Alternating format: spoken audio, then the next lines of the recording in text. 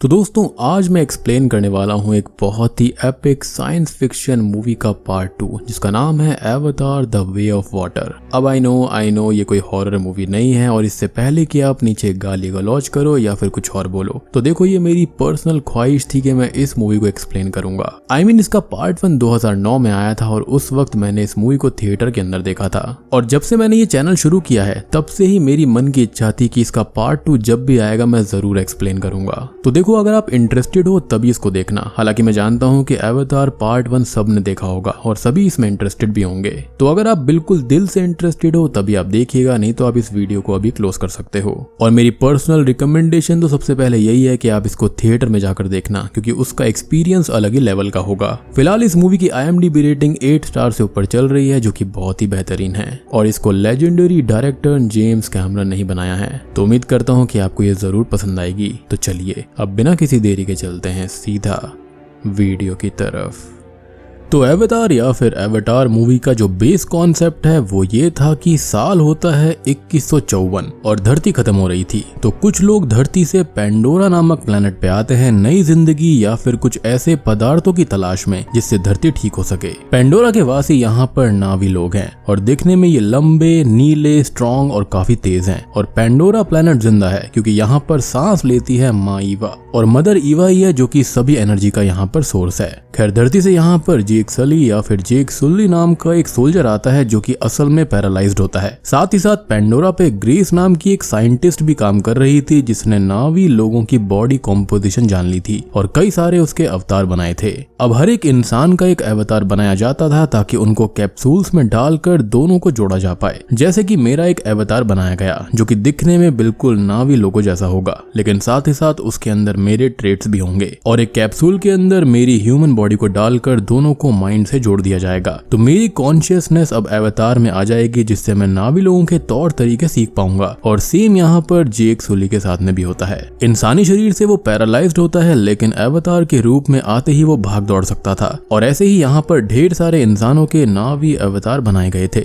यानी कि scientist grace का भी। खैर अब धरती से आए हुए लोगों को यहाँ के नावी लोग स्काई पीपल यानी कि आसमानी जीव बोला करते थे। खैर पिछले पार्ट के अंत की बात की जाए तो एंड में कर्नल माइल्स और जेक सुली के बीच में लड़ाई होती है यानी कि स्काई पीपल और नावी लोगों के बीच में जंग हो जाती है जिसके अंदर जीत होती है नावी लोगों की क्योंकि यहाँ पर माईवा उनका साथ देती हैं। अब जेक बनता है न्यू लीडर जिसने अपना ह्यूमन शरीर हमेशा के लिए छोड़ दिया था और अपनी नावी लवर नेटीरी से शादी की और एक नावी बनने का फैसला किया। साइंटिस्ट ग्रेस इस जंग में घायल हो गई थी और उसको उसके अवतार स्टेट में बचा तो लिया गया था लेकिन वो हाइबरनेशन स्टेट में चली गई थी या फिर ये कहें कि एक कोमा की स्टेट में। और कर्नल माइल्स को नेटीरी ने तीर से छल्ली कर मार दिया था। और अब कहानी यहाँ से जाती है सीधा 10 साल के बाद यानी कि 2164 में और इसी के साथ में एवतार वेज ऑफ वाटर की शुरुआत होती है। जेक सुली अब उमातिकाया यानी कि फॉरेस्ट क्लैन का चीफ बन चुका है। उसकी फैमिली भी बढ़ चुकी है। उसके 2 बेटे भी हैं जिसके अंदर बड़ा बेटा निटायम और लोक छोटा बेटा। सबसे छोटी बेटी टूक और साथ ही साथ साइंटिस्ट ग्रेस की भी बेटी है जिसको किरी बोला जाता है और उसने उसको अडॉप्ट किया हुआ है। अब ग्रेस यहाँ पर प्रेग्नेंट कैसे हुई हाइबरनेशन के चलते भी इसके बारे में किसी को भी नहीं पता और ये एक बहुत ही बड़ी मिस्ट्री है। किरी को यहाँ पर जेक और नेटीरी ही संभालते हैं। अब इनके साथ एक ह्यूमन बॉय भी रहता है स्पाइडर नाम का जो कि कोई और नहीं बल्कि कर्नल माइल्स का ही बेटा है। ये पेंडोरा के ऊपर ही पैदा हुआ था लेकिन जब जंग जीतने के बाद में स्काई पीपल को पेंडोरा वासी धरती पर भेज रहे थे तो ये वापस नहीं जा पाया था और यहाँ पर ये नावी लोगों के साथ ही खेलते हुए बड़ा हुआ था यानी कि जेक के परिवार के साथ और बाकी पेंडोरा वासियों के साथ भी। उसको यही लगता है कि वो इंसान नहीं बल्कि नावी पीपल है और उसको यहाँ पर नावी भाषा भी बहुत अच्छे से आती है। अब देखो पहले पार्ट के अंदर तो खाली पेंडोरा को समझने और यहाँ से खास मिनरल्स को एक्सट्रैक्ट करने ही धरती से लोग आए थे लेकिन इस बार होता ये है कि यहाँ पर शांति होने के बाद स्काई पीपल फिर से आ जाते हैं यानी कि 10 साल की शांति के बाद फिर से तबाही आने वाली थी। लेकिन इस बार अपनी कॉलोनीज यहाँ पर वो बसाने आते हैं क्योंकि धरती खत्म हो रही थी जिसके चलते ये मेन ऑपरेटिंग बेस बनाते हैं जिसको ब्रिज हेड सिटी का नाम दिया जाता है। और ये मिशन हो रहा था जनरल अर्डमोर की निगरानी में, यानी कि पिछले मिशन से भी बहुत ही ज्यादा बड़ा मिशन है ये। अब धरतीवासियों के आने से होता यह है कि उनके जैसे ही स्पेस शटल्स इस धरती पर लैंड होते हैं तो ढेर सारे पेंडोरा वासी, वहाँ के जंगल और वहाँ के जीव मारे जाते हैं, जिससे जेक और उसका क्लैन काफी दुखी हो जाता है। अब शॉकिंगली हमको ये दिखाया जाता है कि कर्नल माइल्स को एक अवतार के रूप में बचा लिया गया है। जी हाँ, नटीरी ने अपने तीरों से उसको मार तो डाला था, लेकिन उसकी मेमोरीज वगैरह की हेल्प से कर्नल और उसके साथियों को अवतार के रूप में बचा लिया गया। और ऐसा इसलिए है क्योंकि ये साल 2164 है। अर्थ की टेक काफी एडवांस हो गई है और ये सारा प्लान पहले से ही था, यानी कि पेंडोरा के ऊपर ही मेमोरीज एक्सट्रैक्शन वगैरह हो चुका था, क्योंकि वो जानते थे कि ये सारे मिशंस एक तरह से खुदकुशी वाले हैं। अब ऑब्वियस ही बात है, आप नए प्लेनेट पर जा रहे हो, वहाँ के जीव अलग हैं, सब कुछ अलग है, तो उन्होंने एक कैलकुलेटेड रिस्क लिया था। इन शॉर्ट, कर्नल माइल्स वापस आ गया था जेक सुली से बदला लेने, और अब उसका मकसद बस जेक से और उसकी फैमिली से बदला लेना था।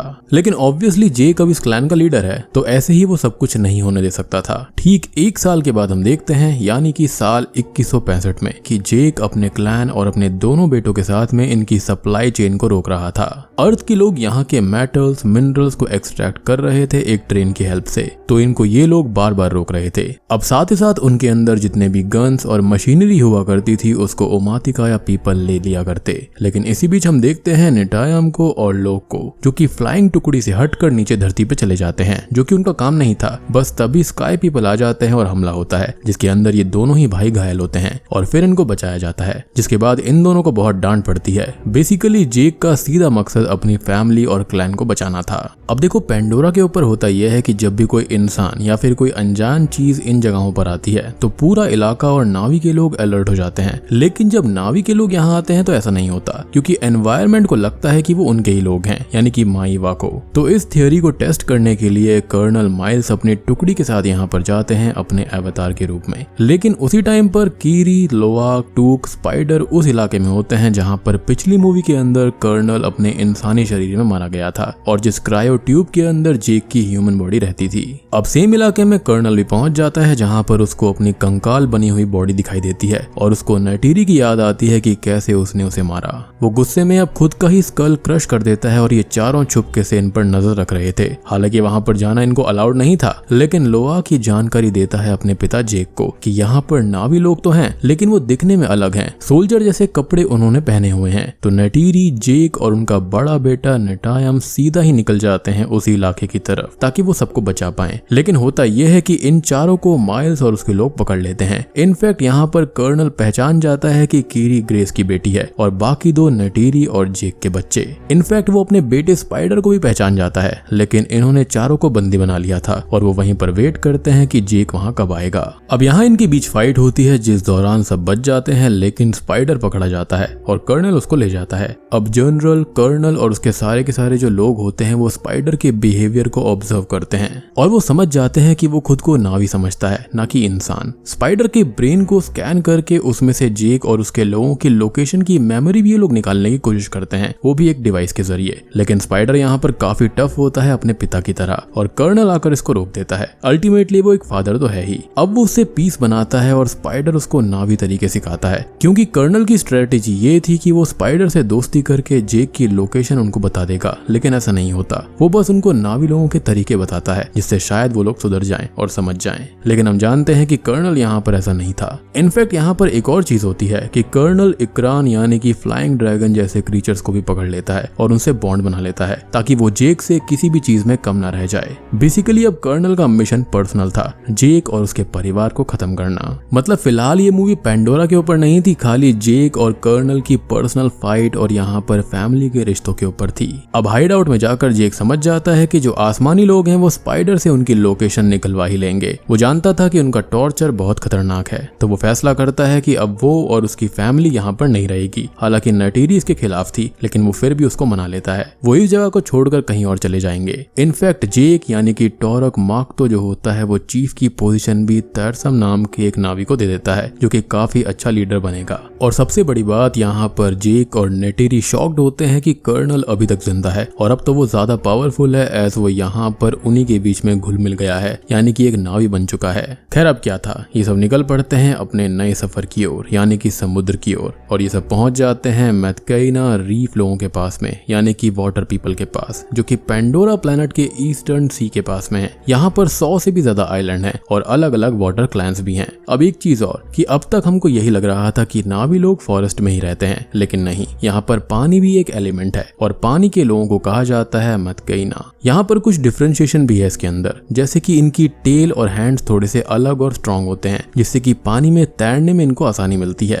खैर अब जेक इनके क्लैन के लीडर यानी कि चीफ टोनोवारी और उसकी वाइफ रोनल से उटूरू मांगते हैं, यानी कि पनाह मांगते हैं अपनी फैमिली के लिए। लेकिन होता यह है कि जो रोनल होती है वो यहाँ पर इनको ये कहती है कि वो अपनी जंग उनके पास लेकर नहीं आ सकता, और साथ ही साथ वो इन सबको कमजोर बताती है कि वो क्लैन के अंदर फिट नहीं हो पाएंगे, और कहती है कि ये सब तो हाफ ब्रीड्स हैं, डीमंस हैं, यानी कि अर्थ के लोगों से कनेक्टेड है, उनका खून इनके अंदर है। जिस पर टोनोवारी फाइनली डिसाइड करता है कि वो लोग यहाँ पर रहेंगे, क्योंकि टोरक मार्क्तो यानी कि जेक का जिक्र पानी के लोगों के बीच तक था। अब आप सोचेंगे कि जेक यहाँ पर आया क्यों है, तो जेक जानता था कि कर्नल का टारगेट सिर्फ वो और उसकी फैमिली है और उसकी वजह से पेंडोरा सफर नहीं करना चाहिए, लेकिन वो ये भूल गया था कि वो कहीं भी चला जाए दिक्कत तो आएगी ही। खैर अब जेक और नटीरी को टोनोवारी और रोनल यहाँ के तरीके सिखाते हैं। दूसरी तरफ लोआक चीफ की सुंदर बेटी सिराया से दोस्ती कर लेता है, और सिराया और उसका भाई ओनुंग इन सभी को वेज ऑफ वाटर यानी कि यहाँ के क्रीचर्स, यहाँ का रहना, पानी में तैरना, सांस पे कंट्रोल करना सिखाते हैं। लोआक और सिराया के बीच में हम एक बॉन्ड भी बनता हुआ देख पाते हैं। हालांकि अभी भी इनका क्लैन इनको फुली एक्सेप्ट नहीं करते, लेकिन चीफ के कहने पर उनको यहाँ पर पनाह मिल जाती है और ये चीजें सीख भी लेते हैं। और हम जानते हैं कि जेक सुली बहुत ही जल्दी अडेप्ट कर लेता है। लेकिन यहाँ एक स्पेशल चीज थी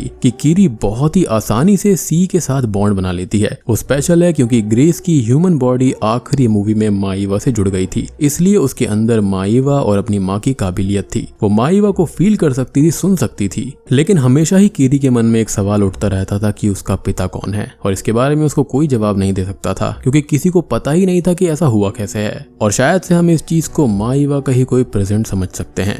अब जेक का छोटा बेटा लोआक सिराया के भाई ओनुंग और उसके दोस्तों से लड़ने लगता है, और ऐसा इसलिए क्योंकि वो सब कीरी का मजाक उड़ा रहे थे, एज उसकी 4 ही उंगलियां थी, यानी कि वो हाफ ब्रीड थी। अब लोआक और उसका बड़ा भाई भी इसमें इन्वॉल्व हो जाते हैं और बस उनके बीच में गुत्थम गुत्ता होने लगती है। लेकिन जेक के कहने पर लोआक ओनुंग से माफी मांगने चला जाता है। लेकिन जेक यहाँ पर अंदर ही अंदर खुश भी होता है कि उसके लड़कों ने ज्यादा मार पिटाई करी है और क्लैंस की शक्ति और वो सब होता है ना, तो यहाँ पर वही था। खैर लोआक माफी मांगता है, लेकिन ओनुंग और उसके दोस्त जो होते हैं उनके मन में कुछ और ही था। वो उसको एक सी के खतरनाक हिस्से में ले जाते हैं जहाँ पर बहुत ही भयानक शार्क जैसे प्रेडेटर्स रहते थे। लेकिन तभी लोआक को पायाकान आकर बचा लेता है, जो कि सी की ही एक वेल जैसा कोई क्रीचर है, जो कि टुलकून स्पीशीज है। ये स्पीशीज बहुत ही इंटेलिजेंट है और लोआक की दोस्ती भी इससे हो जाती है, क्योंकि लोआक ने उसके फिन से एक इंसानी इक्विपमेंट को हटा दिया था। इनफैक्ट मैथकेइना यानी कि रीफ पीपल इनको यहाँ पर अपना स्पिरिचुअल फैमिली भी मानते हैं, क्योंकि जो टुलकून्स होते हैं वो इनसे बात कर सकते हैं इशारे से,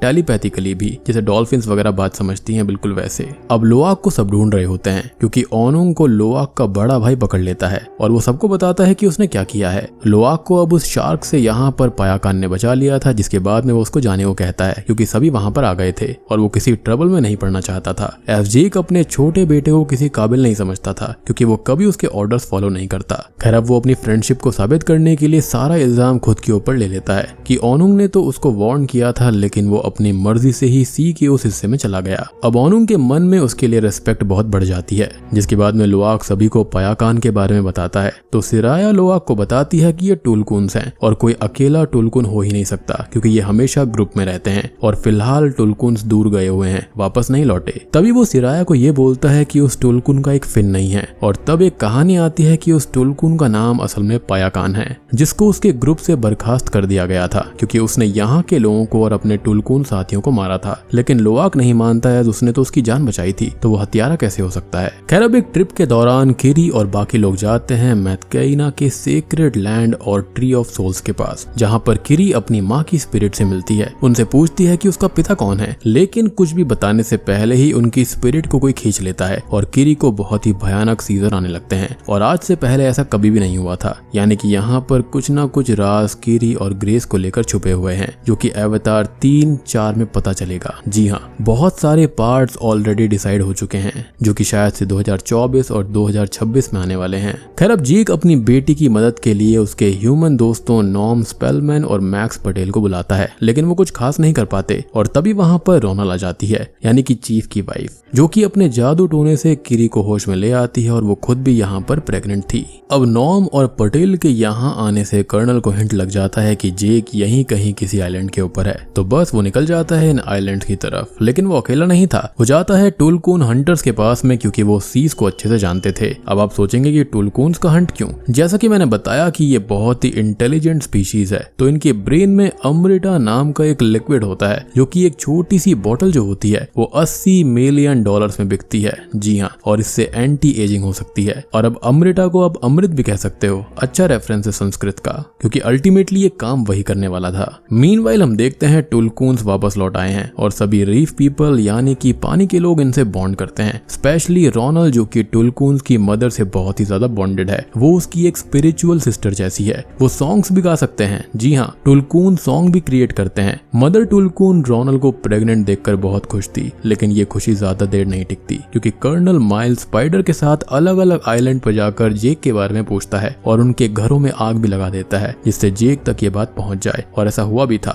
सबसे वर्स्ट ये होता है कि टुलकून्स की मदर को हंटर्स कर्नल के साथ ही हंट करते हैं, उसको मार देते हैं और अमृता निकालते हैं। लेकिन साइंटिस्ट ऐसा करना नहीं चाहता था, लेकिन हंटर्स का लीडर काफी रूथलेस था। खैर, अब ये हंटर्स जो होते हैं वो अपने ट्रैकिंग डिवाइसेस को टुलकून की मदर के साथ ही छोड़ देते हैं, ताकि जेक को ये पता लग जाए कि ये उसका काम है। अब रोनल यहाँ बहुत ही गुस्से में थी और उसका ये कहना था कि जेक और उसकी फैमिली की वजह से ये हुआ है। अब मैथकेइनास जो होते हैं वो जंग के लिए तैयार थे, लेकिन जेक ये कहता है कि वो टुलकून्स को मार डालेंगे, तो टुलकून्स को यहाँ से जाने के लिए बोलना होगा, क्योंकि जंग से ज्यादा जरूरी उनको बचाना है। अब इसके बाद में हमको पायाकान की सच्चाई भी पता चलती है। वो लोआक को रिवील करता है कि इन वेल हंटर्स ने उसकी माँ को मारा था, तो उसने अपने कुछ साथी टुलकून्स को ले जाकर उन हंटर्स को मारने की कोशिश करी थी, जो कि ऑब्वियसली उनके क्लैन की चीजों के खिलाफ था, यानी कि उनके रूल्स के खिलाफ था, और उसी में उसका फिन भी खत्म हो गया था। लेकिन ये टुलकून्स का तरीका नहीं है, इसलिए ही उसको बर्खास्त कर दिया गया। इनफैक्ट लोआक यहाँ पर पायाकान को वहां से जाने के लिए भी कह देता है। अब यहाँ पर मैथकेइना का लीडर लोआक को बताता है कि पायाकान के पास ना जाओ, क्योंकि टुलकून्स पहले बहुत ही ज्यादा लड़ाई किया करते थे। जी हाँ, ये हमेशा से शांत क्रीचर्स नहीं थे,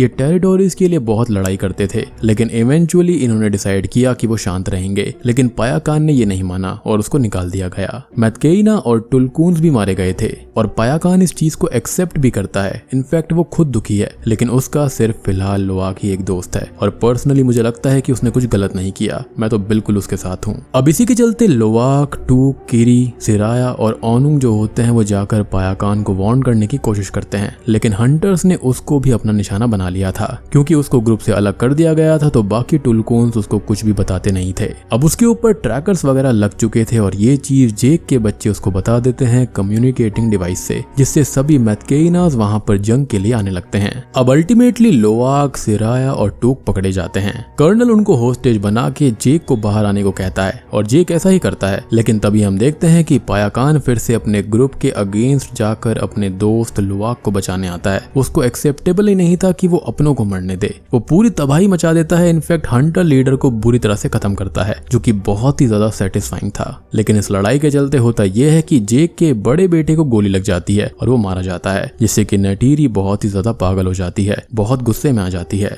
लेकिन जेक उसको स्ट्रॉन्ग रहने के लिए कहता है, क्योंकि जंग अभी खत्म नहीं हुई थी। अब मदरशिप को भी स्पाइडर अंदर से खराब करता है और पायाकान ने भी कोई कसर नहीं छोड़ी थी, तो वो सिंक होने लगती है। लेकिन अभी भी किरी और टूक अंदर ही होस्टेजिस थे और अभी भी कर्नल जेक को सेम ऑफर देता है। और अब बहुत ही भयानक लड़ाइयां होती हैं, लेकिन कर्नल अब किरी को होस्टेज बना लेता है और नेटीरी यहाँ पर स्पाइडर को होस्टेज बनाती है, ये कहते हुए कि बेटे के बदले बेटा। और कर्नल फाइनली किरी को छोड़ देता है, एज वो एक पिता तो था ही। लेकिन जेक यहाँ पर कर्नल से लड़ने आता है, क्योंकि अल्टीमेटली वो फिर से उसका पीछा करता ही। अब बस लड़ाई होते होते शिप भी सिंक होने लगती है और नीचे टूक और नेटीरी भी फंस जाती है। कर्नल और जेक भी फंसे हुए थे। जेक कर्नल का गला घोट देता है और वो वहीं पर बेहोश हो जाता है, लेकिन लोआक अपने पिता को बचाने आता है। किरी यहाँ पर सी क्रीचर्स को अपनी शक्तियों से बुलाती है, जिससे ये सब बच जाते हैं। लोआक अपने पिता को जिम्मेदार होने का सबूत भी देता है और जेक भी ये कहता है कि आई सी यू, यानी कि उसने अपने बेटे को एक्सेप्ट कर लिया था और वो जिम्मेदार बन गया था। पाया खान भी इनकी हेल्प करता है और ये सारे लोग बच जाते हैं। साथ ही साथ हम ये देखते हैं कि स्पाइडर अपने पिता को इंसानियत के नाते बचा लेता है, लेकिन उसका साथ नहीं देता, ना ही उसके साथ जाता,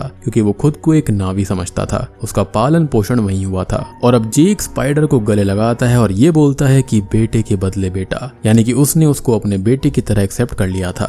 अब फाइनली सी के अंदर नेटायम का फ्यूनरल होता है और सी में माइवा उसको संभाल लेती है, एज जहां से वो आया वहीं पर चला गया, यानी कि ये उधार ली हुई एनर्जीज होती हैं जो वापस माइवा ले लेती हैं। खैर अब जेक डिसाइड करता है कि वो यहाँ से भी चला जाएगा, लेकिन टोनावारी और रोनल उसको रोक लेते हैं, क्योंकि वो एक मैथकैना था और वो कहीं पर भी नहीं जाएगा। फाइनली उसने वेज ऑफ वाटर सीख लिए थे। अब अंत में वो और नेटीरी जो होते हैं वो ट्री ऑफ सोल्स में जाकर अपने बेटे की यादें फील करते हैं और फाइनली जेक समझ जाता है कि अब वो भागेगा नहीं और लड़ेगा। और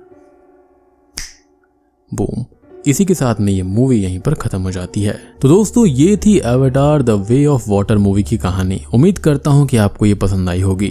अब यहाँ पर जो मुझे सबसे ज्यादा इंटरेस्टिंग चीज लगी है ना, वो ये है कि यहाँ पर जो साइंटिस्ट ग्रेस है वो प्रेग्नेंट हुई कैसे थी, और यहाँ पर जो किरी है उसका इन सब चीजों से कनेक्शन क्या है। लाइक वो इतनी आसानी से सी से कनेक्ट कैसे कर पाती है। और जब किरी यहाँ पर ट्री ऑफ सोल से कनेक्ट हुई थी तो यहाँ पर उनकी सोल्स को खींच किसने लिया, यानी कि उनको बात करने क्यों नहीं दी गई। तो यहाँ पर कुछ ना कुछ राज है जो कि आने वाली मूवीज के अंदर खुलेंगे, यानी कि पार्ट 3, पार्ट 4, पार्ट 5 में। अब देखो यहाँ पर कई लोग ये कह रहे हैं कि मूवी काफी सिंपल है। ऑब्वियस ही बात है, काफी सिंपल है, लेकिन यहाँ पर इसको जिस तरह से दर्शाया गया है वो देखने लायक है। तो मेरा तो यही रिकमेंडेशन है कि आप इसको थिएटर में जाकर जरूर देखिएगा। देखने की जो फील होती है ना वो अलग होती है इस तरह की मूवीज की। एंड मूवी का क्रेज बहुत ही भयानक था। मतलब मैं सुबह 7 बजे वाले शो में गया था। जी हाँ, मैंने तो पहली बार देखा है कि किसी मूवी का सुबह 7 बजे का शो था और पूरा का पूरा हाउसफुल, एक सिंगल सीट भी खाली नहीं थी। मूवी के अंदर जो टेक्निकलिटीज है ना वो बहुत ही बढ़िया हैं और बहुत ही बारीक हैं। एंड पर्सनली मैं खुद वेट कर रहा था इस मूवी के लिए। I mean, इतने साल पहले जब ये मूवी आई थी उस वक्त मैं कॉलेज के फर्स्ट या सेकंड ईयर में था और उस वक्त ये मैंने फिल्म देखी थी। बाकी जो मेरे सवाल हैं उनके जवाब तो आने वाले पार्ट्स में मिल ही जाएंगे। तो दोस्तों वीडियो पसंद आई हो तो लाइक कर देना, चैनल के ऊपर नए हैं तो सब्सक्राइब कर लीजिए। तो मैं आप सबको मिलता हूँ अगली वीडियो के साथ में, तब तक के लिए